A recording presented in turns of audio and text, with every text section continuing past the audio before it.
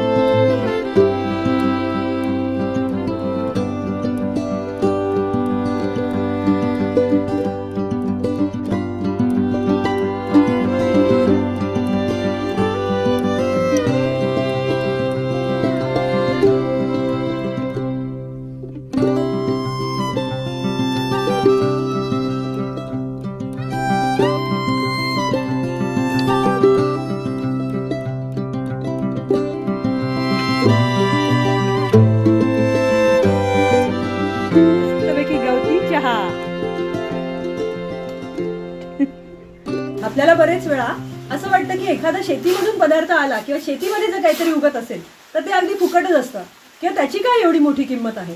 पण तसं नसतं. आता तुम्ही साधारण गवती चहाचं एक्झाम्पल बघितलं. तो गवती चहा लागवडीपासून ते आपल्या कपात येईपर्यंत कमीत कमी 5 ते 6 लोकांची इन्व्हॉल्वमेंट त्याच्यामध्ये होती. तर आणि त्यातल्या त्यात जर आपल्याला हे नैसर्गिकपणाचं किंवा जैविक पद्धतीचं मिळत असेल तर तो तर निसर्गाचा प्रसादच म्हणायला हवा. म्हणूनच इथून पुढे तुम्ही जेव्हा पण शेतकऱ्यांकडून काहीतरी विकत घेत असाल किंवा शेतमालाच्या भावाबद्दल जर तुम्ही बार्गेनिंग करत असाल तर जरा विचार करा.